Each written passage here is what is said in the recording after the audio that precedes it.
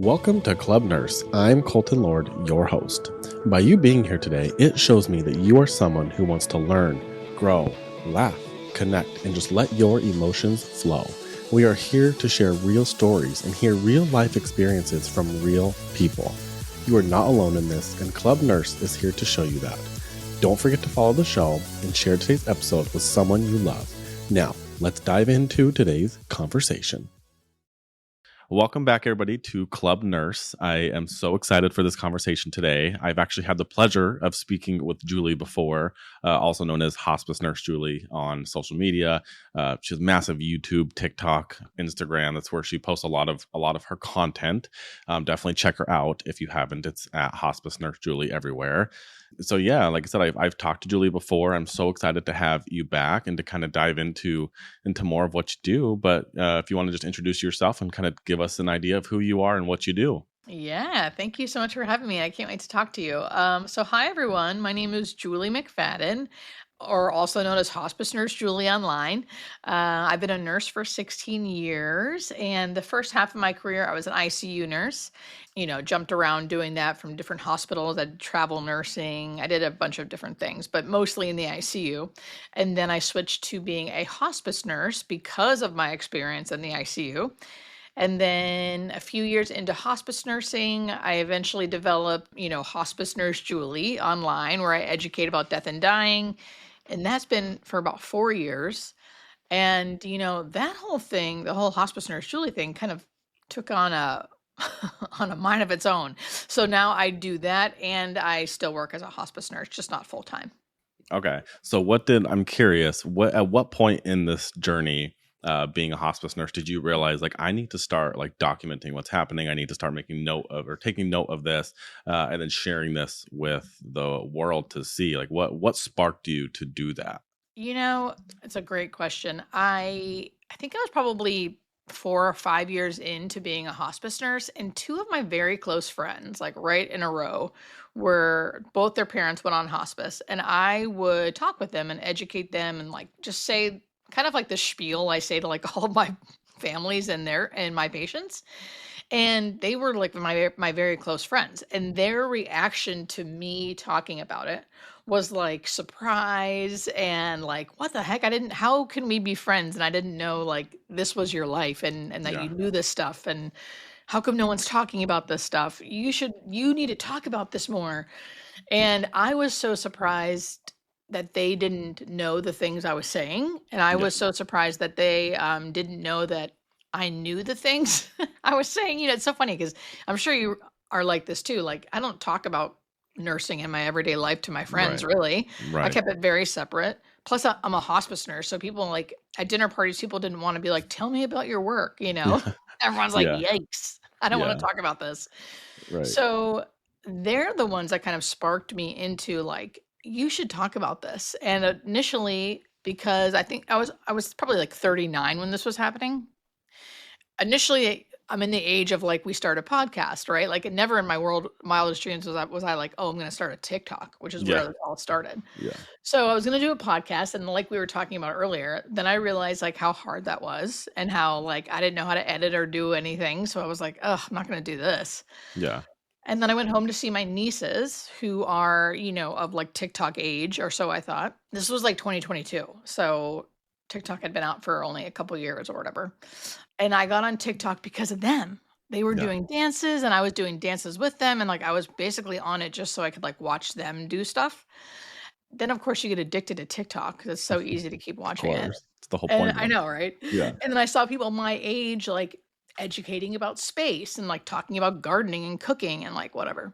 And I thought, "Well, I'm gonna do this." And I only had 5 videos in mind, didn't do any kind of, like, preparation, literally just sat on my bed, bad lighting at night, and, like, talked into the camera, like, 5 different videos, posted them randomly, and, like, the 4th one in, or the 4th day in, something like that, one went viral, and then it kind of, like, took a mind of its own. It was, like, 10,000 followers overnight, 100,000 followers in a month, 1,000,000 in a year, and that's why I say it took on a life of its own because Yeah. I didn't really try. I really Yeah. didn't. I didn't have like, a vision. I didn't have, like, Right.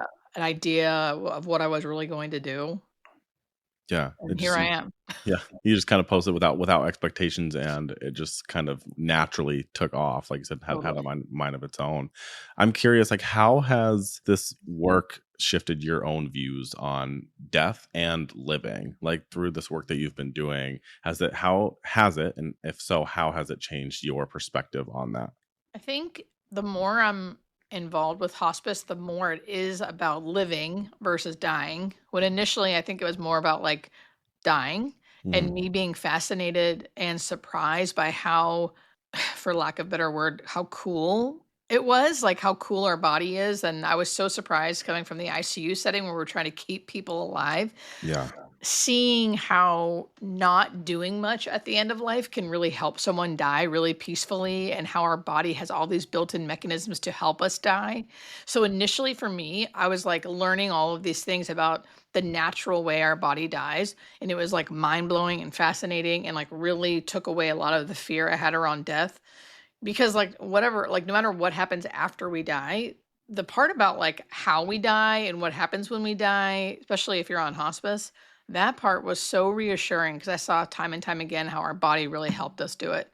And then the more now that I'm kind of like quote unquote used to that, right? It turned yeah, into like hearing the same things over and over again from patients that made me be like, oh my God, they're so right. Like you can't take your health for granted. Like I wanna appreciate that I'm alive and well and can, like, drink my coffee and, like, smell the coffee and see the sun and walk, and yeah, these little things that, like, you take for granted. My patients really have helped me, like, shift my mindset to, like, reflecting on death can really help me live.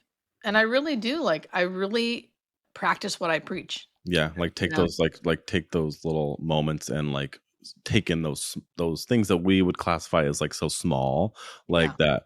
Like I've heard you talk about just like enjoying like that cup of coffee in the morning. Like yes, it may seem so small, but I think when you zoom out and you put yourself at the end of your life, like that really is a big thing. Like that's a big deal to be able to just like sit down in the morning with whatever view you have and like enjoy a cup of coffee. Like that's huge to someone, that's everything. And then but for us, in the daily grind of our life, like we're just like, we forget that. And then we're so quick to just be like running out the door, like, oh, I'm just gonna grab the coffee on the go. And I don't even remember tasting it because I just wanted it for the caffeine, like, and so I think Yes. like what you're saying, I can imagine even just through like the nursing I've done, it's that perspective of, and the daily reminder of I need to slow down and I need to really, whatever that is for you, coffee is just something that's coming to my mind because I've heard you talk about it and I also love coffee. Me too, But I'm just, yeah, but just like sitting there, like actually enjoying that and not just like rushing through life and trying to, because like I feel like we all have this like we're running trying to get to like this destination. It's like where are we going? Like, it's like we're I know. I here. Yeah. mean, we hear it over and over again, right? Like it's not it's the journey, not the destination, or Right. whatever. I'm kind of butchering that, but something like that, right? Yeah, I yeah, yeah, think, yeah, like how do we shift? It's easy to say it, right? But how do you yeah, actually shift into that mindset where you are more focused on gratitude and like the little things? And for me, that has been the practice.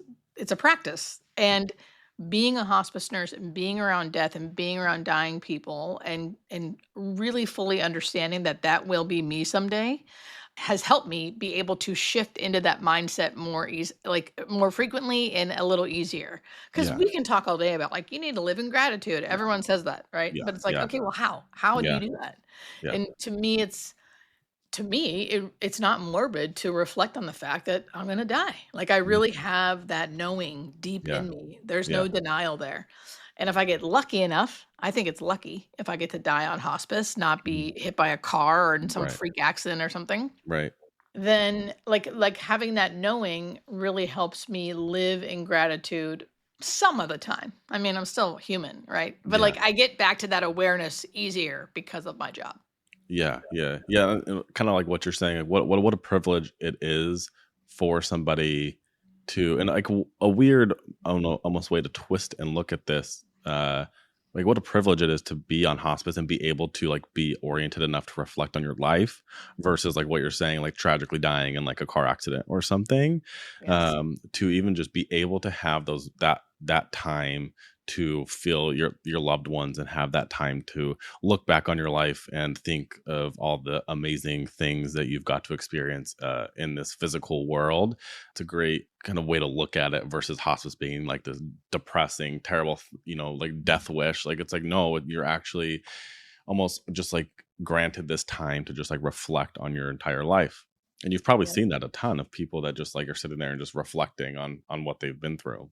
Yes, and I think I've seen that, and I've seen the opposite of that, which has helped me be like, Yeah. that's one of the main drivers when I first started was like people need to know the importance of educating and learning about death and dying on a biological level, right? And then on just on a life level, because I've seen the difference it can make. The people who are unwilling to, and I get it, I relate. I mean, I understand why, but like people who are unwilling to talk about it, to relate, to accept it, to even when they're on that journey, like it's just so much harder for them and their families versus the families who are willing to maybe not necessarily go, oh, this is a gift, every Yeah. day. This is a gift. But like they at least understand that this is the time, this is the moment. There's nothing they can do about it. So like let's be Yeah. together. Let's talk about it. Let's laugh. Let's Right. reflect. When you do that, you usually live better because you're not dead yet, Yeah. right? You're not dead yet. So you Yeah. live better and you die better. You do die more peacefully, usually. Yeah, you really have probably seen like the whole spectrum of people who have gotten to like the end of their life and can look back with peace and just gratitude for their life than the people that have gotten there who look back and just that's got to be so painful to see somebody like in Yes. such regret that their life was not what they wanted it to be. Like that has to be one of the most painful things to witness because there's nothing you can do at that point, right? You can't go back versus somebody who can truly just reflect and just be grateful for the life and the love that they've experienced. Yeah.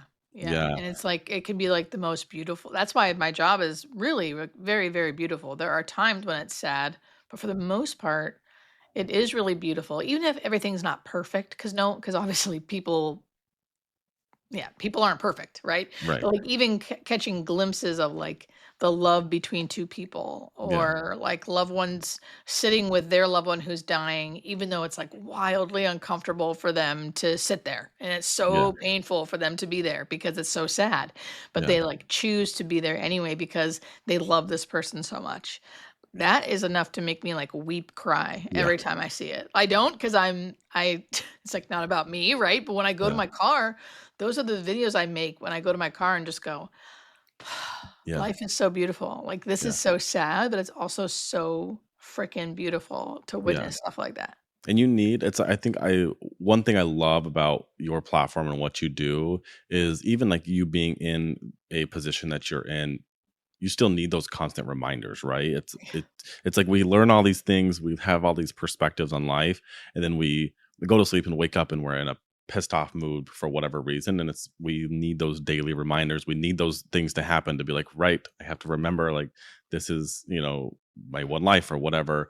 So for you to then share that with people to because not everybody gets that privilege to see somebody on hospice and you're seeing that in your job, and so for then you to go out there and share it so people can kind of you're welcoming them into that world that they would otherwise not see is super important because you put out so much educational so many educational videos and just real life experiences that sometimes can't be explained by science or why is this happening. I know you've gone into a lot about visioning and the deathbed phenomenon and all that stuff. And I would encourage people to go watch a lot of your other interviews that you've done because you go into great detail with those. But is there anything in that now, looking back after you've written your book, Nothing to Fear, is there anything now that you would have added into the book that you didn't? Oh, that's a great question. I mean, the book really, like the chapter 6 in that book is all about the medical phenomena that happens at the end of life. So, and it's the longest chapter because there's so much stuff Yeah. that does happen, which was surprising as an ICU nurse, right? Like I'm like all fact based, Yeah. right? So it was Science. a big shift Yeah. for me to be like, what's going on here? And even witnessing it for the first time. When I say it, I mean like any of the phenomena, the visioning, the death stare, the death reach, people talking to dead loved ones, like that stuff. When you first witness it, it's like it's so surprising, and then after a while, it becomes second place because it happens all the time, which is wild. Anything I would add though, I mean, if there's not, that's okay too. I just was yeah, curious, I like, if mean, there's I don't anything know. I since mean, then. I Yeah. think it's like my job is like ever changing, and like all the people I meet are so amazing. So I don't know if I necessarily say I'd add things, but I wish. I mean, obviously, it's a huge HIPAA violation here, right? So like I wouldn't do this, but I wish people could like come into these houses with me. Yeah. Because it's Yeah. not necessarily like these big happenings where like someone's always seeing their dead grandpa, right? Yeah. But it's like these cool experiences of like walking into a house of two people who are in their 90s, let's say, which not everyone on hospice is old, Right. but let's just say this, right? You walk into their house, they're like both in their 90s, they've been married for like 50 some years, they bought the house in the 40s. It's literally like no one's ever touched it since they bought it. Yeah. So like it's walking into a time capsule. There's pictures of their life everywhere. Like even just learning about their life as like a 90 some year old person who grew up in Mississippi and now lives in Los Angeles and had 8 kids, like that stuff is the magical stuff. That is Yeah. like learning about people, connecting to people. That's the stuff that I wish I could give every little detail to Yeah. everyone. Even Because again, you in can't, those moments you but realize what truly, and it sounds so cliche and so like, ugh, but it's just like what truly matters, right? It's just like that love, yes. that connection. Like, yes, we all love. I mean, I guess I can't speak for everybody, but most of us love material things too. It's fun, it enhances our lives, but at the end of the day, like that love, that connection, and what the impact you're making on people while you're physically here, like, has to be the most important thing when you get to the end of your life and that's all that you really have, right? Like, Yes.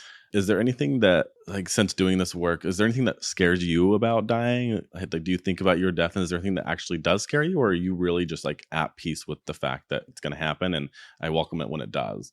Yeah, so my book is called Nothing to Fear, which I do believe, like, and I don't have much fear around death. And I think it's also normal to fear. And I always say, if I got diagnosed with something terminal tomorrow, I would still have like the human experience of being like scared and Sure. sad and Yeah. angry. And I would have all of like the roller coaster of emotions, I think, throughout that whole process. But generally, I think I have a better grasp of like, okay, this is going to be okay. And this is a fact of life. Yeah. People die. Yeah. But no, I would still, so there's not one thing that like scares me. It's just I just know I'm still a human and I will still have moments of fear and moments mostly of like, oh, I don't want to go. No, not yet. Yeah. I'm not ready to go. I can't believe this is happening to me, right? I think that's a Yeah. common thing, happening Yeah. to me. I still will have all of those things. Again, if I even get to experience that. Maybe I Right. won't. Maybe I'll, who knows?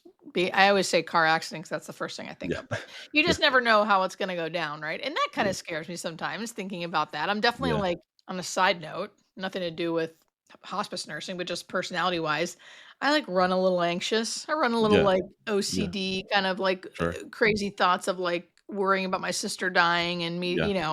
being murdered. I watch too much murder mystery, like things like that. Right. So Yeah. like, Yeah. that's still going on in the background. And luckily, I feel like through therapy and medication, folks, Yeah. I Game changer. yeah, game Yeah. changer. Yeah. It doesn't like affect my life too much. Yeah, Yeah. yeah. Did you hear? I don't know why this came to my mind when you were talking about maybe just like ways to die, but again, this is kind of off topic, but that story of that plane that had just crashed and the one person that survived. Did you hear No, about that? what? You didn't hear about No, this? tell me, tell me, tell me. When did it happen? Recently, this was like a couple weeks ago. Oh my God, no, I don't know. Tell Oh me. my god, the flight was going from, I don't want to get the story wrong. I think it was on its way to London from some, I have no idea. I don't remember where it was coming from. Going to So a London, big I ass flight, believe. like a big old plane. Big plane. Okay. It crashed, and I think 200 something people died. There was one person that survived with the plane crash. Insane. And he walked off of the flight. He just walked off. Like he was sitting. It was all over the news because he was sitting right by the exit door. And so when the plane crashed, I was reading an article. He just was like, "Yeah, I saw the opening. I just walked out." And I mean, he was banged up. Like the plane had just crashed, but every single person on that plane died except for him. Like his brother was on the plane, and it just insane. I'm like, that you can't, again, just one of those things that you just cannot explain. And I just wonder, like, for him, like, what kind of, I mean, I'm sure there's some kind of survivor's guilt. I don't know. I have not watched like interviews or anything really with him, but just that there's got to be some, like, that's a miraculous, right? Like those things don't just happen. um Miraculous. but yeah, look it up. Yeah. It's Did crazy. he say, okay, we won't have to stay on this for long. I won't ask a Yeah, bunch of questions, but one question. Did he yeah, talk? So was he like alert and oriented when yeah. it was crashing? Like he knew like planes going down, like here we are gonna hit, and then he Yeah, so I don't know. So I don't know exactly what his, because from my understanding, and again, I don't, like, don't quote me on this totally. I remember reading the article and I was just more like in shock. yeah. But if I remember correctly, I think that the plane had like taken off, and then they were having issues very early on in the flight, and then it pretty soon went down. It hit a building. People in the building died as well. But like the plane, like, yeah, it was like on fire. Like he just was able to just walk out, and he never had to, like, he wasn't in like, he wasn't intubated or anything. He walked out. He was able to get medical care. I don't even know what country they were in at this point, but just like a wild story of just these crazy things. Like, just again, just a reminder, in the news we get, so like the plane crashes get headlines because it's just so many people on there, where people are dying probably at way higher rates in cars every single day. Right. Um, Mm-hmm. but just, yeah, you just never know like what's going to happen. Just kind of tying that back into how important it is to like live our lives every single day with, to our best ability, with that gratitude, with just remembering you just never know what's going to happen. You're not promised to live until you're 100 years old, right? Right. Right. And so, yeah, I don't even know how we got on that topic of the plane crash, but just crazy. Well, I didn't help you because I was like, tell me everything. This was the question I was going to ask you. So we've talked about visioning and everything before. We can give the audience a brief kind of overview of what that means. I don't want you to feel like you have to go into detail. Like I told you before we started, I know you've talked about it a million times, but my question for you specifically was, if you were to be, on hospice in your dying days, who would you want to see? What would bring you comfort of, like, if you were Oh my having this visionary? gosh. Yeah. So if I was visioning, so if anyone who doesn't know this, people on hospice usually start seeing dead relatives, dead loved ones, sometimes old pets that have died. It's usually about a few weeks before death. And just to clear things up, they are not oxygen deprived. They are usually not on a bunch of medications. It's not delirium. Like as a nurse, like I would already be asking these questions as well. So I always want to clear that up. We don't know why it happens, but we do know why. But we do know that it's not happening because of those things, right? Because most people think it's like happening right before someone dies, and that's not true. It's usually about a month out, which as a hospice nurse, you kind of clock. If someone's saying they're seeing their dead grandpa, you're like, okay, they'll probably die in a month. So like Yeah. you can kind of time it out. Anyway, who would I want to see? So if I was going to die soon, I would want to see my friend Shauna who died. That would be really exciting. My friend Dawn who died, my friend Mike who died. So a lot of friends who have like kind of tragically died young. I'd love to see them. I think I wasn't very close to my grandparents, but my one grandpa, who I really didn't know at all because he died like when I was very, very young, for some reason I still feel very connected to him. So I'd love to see him. And my uncle Bill, who I never met, I'd love to see. Wow, I have a whole group of Yeah. people. Yeah. But if I Yeah. die old, Yeah. if I'm like elderly in bed, like in my 90s, of course, my parents, my Yeah. cousins, my friends, like I want That a would bring you the party, baby. comfort. Yeah. Yeah. Everybody I guess comes. Yeah. I want to see a lot of people. Yeah. Yeah. Yeah. That's just, have you ever gone, and you don't have to answer this if it's like too personal, but have you ever gone to, because I was trying to connect the dots in this of people, like going to a medium. Have you ever gone to one? And visioning seems that like that's kind of like opening that veil, like, like you're at this point, you have access to this other realm or whatever you want to call it. Like, do you feel like that's just kind of a similar thing? I always just say, like, I have no idea. I don't know. Yeah. Like, I Yeah. never want to try to be like, oh, it's for sure happening because Yeah. of this. Generally Yeah. speaking, I don't know. I just know it happens. Yeah. And yes, I have gone to a million mediums because so my friend Shauna, when I was 17, she was my best friend and she died tragically. So it was like Mhm. super friggin' horrific. I got a tramp stamp with her name. Yeah. Back Love then it. it was cool. It wasn't Yeah. called a tramp stamp. Just a little I back heard they're tattoo. like back in style. So Are I'm like, they? Yeah. Look yeah. at you. Trendy. Yeah. Yeah. All right. Can I say tramp stamp? I just realized that. Of I don't know. course. Why not? Okay. Lower back tattoo people. Anyway, so for years after she died, I went to like a million mediums and no one said anything that I felt it was great. It was always very vague. And then after I kind of gave up trying, because it's been years now, probably about 10 years ago, I went to a medium through a friend and it was over the phone. And I remember thinking, and it was kind of like after I had quote unquote gotten over it. Not, I Yeah. mean, obviously you never get over your Sure. friend dying, but like Yeah. it wasn't like super fresh where I would like still cry about it all the time and stuff. Yeah. And I'd gotten over like needing to hear from her. Her and I had these very specific nicknames that we only talked to each other. She called me Butch and I called her Ralph. Mhm. No one else really did except for us, and like no one really knew it, right? So Yeah. in my mind, when I talked to this guy, this other medium, I thought I'm only going to think that it's Shauna if he says my nickname. Mhm. And so he was talking to me for like 2 minutes, and all of a sudden he was like, "Oh my God, there's this girl here. She's like super excited. She is like jumping up and down. She's super excited to talk to you, but she's not calling you by your name. She's calling you by like some weird nickname. Yeah. I don't know why, but it's something so weird." And you could tell he was kind of like not wanting, he just didn't understand it, right? So he was Yeah. like, "I don't know. I feel like she's saying Butch. I know how weird this is, but I think she's calling you Yeah. Butch." And you're like, And I yeah. like, I'm getting chills right now just Yeah. thinking about it. Yeah. Yeah. And, like, I had felt like I didn't think it would matter that much for me to hear from her.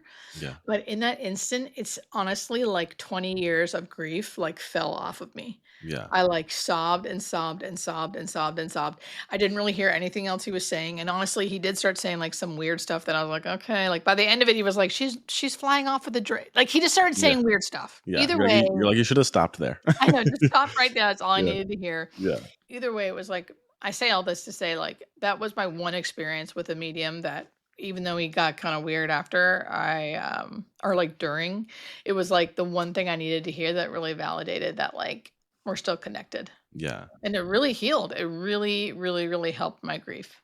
Was it like a way to like make you understand that she was okay, that she was at peace, or was it just a way for you to just feel that maybe her presence was always kind of with you? Yeah, I think that it was like, because it was so specific and in my head, it was such a specific random thing that like only her and I would really know. And it wasn't even like I would tell other people like they have to say this. It was like, but in that moment before the call in my head that I was like, I need to hear him say my nickname for me to think this is Yeah. like what's going on. Yeah. And then, And no one had ever done that. And then like yeah. years later, it's like the first thing he said. He was like, "I don't know, she's calling you some weird name. I don't really get it, blah, blah, blah." And you could tell he almost didn't want to say it because he thought it was so strange. Yeah. Or like, am I about to offend her? I Like, know, right? He's like, yeah. "I don't know why she's calling you Butch. I don't know." And I'm like, So it just was validating. It just felt like, okay, maybe she is still around me. Maybe Yeah. she, is still there in some sense. And just to hear from her again, it felt like that too, Yeah. like hearing from an old friend. Yeah. Yeah. I think what the reason that these kinds of things that there's like a lot of controversy over these things is because it's just not tangible, right? Like and it's also like subjective. Like you're just going off what people are telling you. You can tell me, or even the people who are having these visioning experiences, it's no one else can see it, and so you're just having to believe what somebody else is saying. But you have so many examples and experiences that you've seen that it's like, how, like, this has to be, and so many other people's stories too. I had watched a podcast that Oprah did with some people talking about like near-death I experiences. know. I saw it too. And it's just like, those are the things that I'm like, this, how can you not just like, it's there, like the evidence is there, like people are telling you, what they're saying. I know that you did a video on Dr. Mary Neal, that whole experience is just Oh my God. mind-boggling, right? Mind-boggling. Yeah, her. I mean, when their brain is dead and they're not getting oxygen, and I mean, she was underwater for what, 20 minutes? 20 minutes? Yeah, 20 like minutes. Like anyone any nurse listening, you can't be underwater for 20 minutes and be alive. yeah, Like, right, period.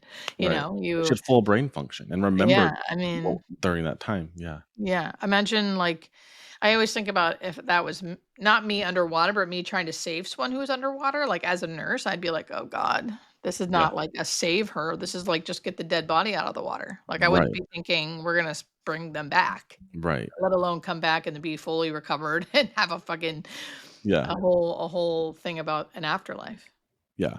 At the end Yeah. of the day, I always say, like, even envisioning, like, I don't care what it means. Yeah. Because to me, it's like, even if it is just biological to like make us feel better, make us feel comforted, cool. Yeah. That our body is even doing that for us. I would rather feel that than Great. Like, yeah. how amazing that we have a body that is comforting us at the end of life. Like, if everyone's like, it's like, okay, I'll take that Yeah. too.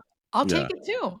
Well, thank you so much for this. This was a treat, as always, to chat with you. I just love the work that you're doing. I think it really is amazing, and I think that it's great for people, nurses, not nurses, whatever, to just see your journey, see the work that you're putting out, whether that's something that they would like to also, follow in your footsteps to do for themselves, or just educate themselves if they have family members or loved ones who are in the dying process.